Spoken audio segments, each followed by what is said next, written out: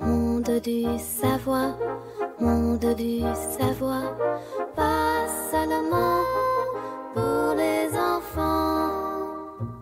Bonjour chers explorateurs dans la ville de l'intelligence artificielle. Aujourd'hui, j'ai proposé de découvrir ensemble ce que signifie pour un modèle d'intelligence artificielle d'appeler une fonction, c'est-à-dire comment un système peut demander à notre programme d'effectuer une action précise au lieu de simplement répondre avec des mots. J'ai invité tout le monde à un petit voyage pour comprendre pourquoi cet outil est utile, dans quelle situation il aide et à quoi il faut faire attention pour que tout fonctionne de manière sûre et prévisible. Sur le pont du changement, j'ai rencontré Mécha Tortue et Techno Aigle.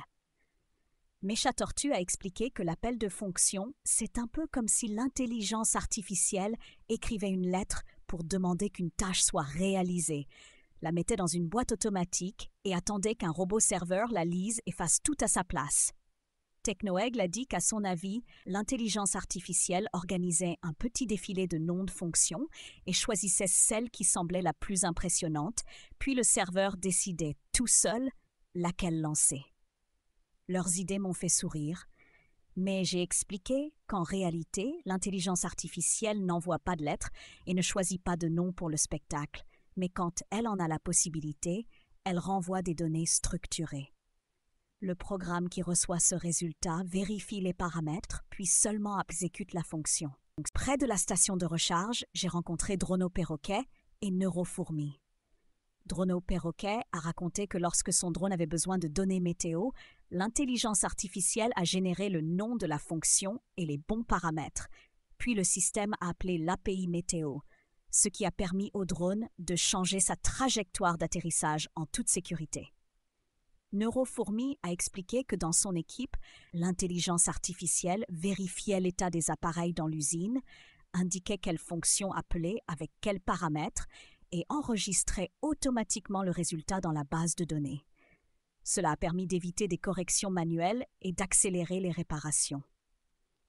J'ai résumé que ces exemples pratiques montrent que l'appel de fonction permet de relier la génération de texte à du code déterministe et à des services externes.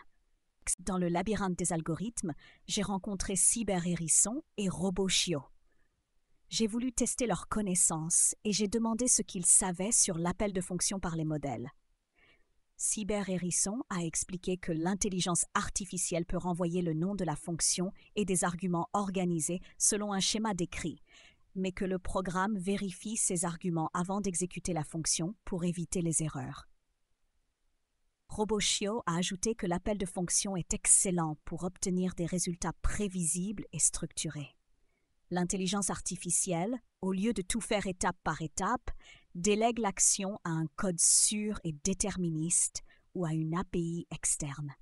Je les ai félicités pour leurs connaissances et j'ai résumé que les meilleures solutions combinent des définitions de fonctions claires, la validation des entrées et des mécanismes de contrôle pour garantir la fiabilité et la sécurité. Chers curieux explorateurs, aujourd'hui, nous avons découvert comment l'appel de fonction permet aux modèles d'intelligence artificielle de collaborer avec nos logiciels en renvoyant une structure avec le nom de la fonction et les paramètres, qui peut ensuite exécuter un code sécurisé. Nous avons aussi appris que cette solution est utile pour intégrer des API, automatiser des tâches et réduire les erreurs de langage, mais qu'elle nécessite des schémas clairs, une validation et des contrôles pour rester prévisible. J'ai remercié tout le monde pour cette aventure partagée et invité à de prochaines découvertes dans la ville de l'intelligence artificielle.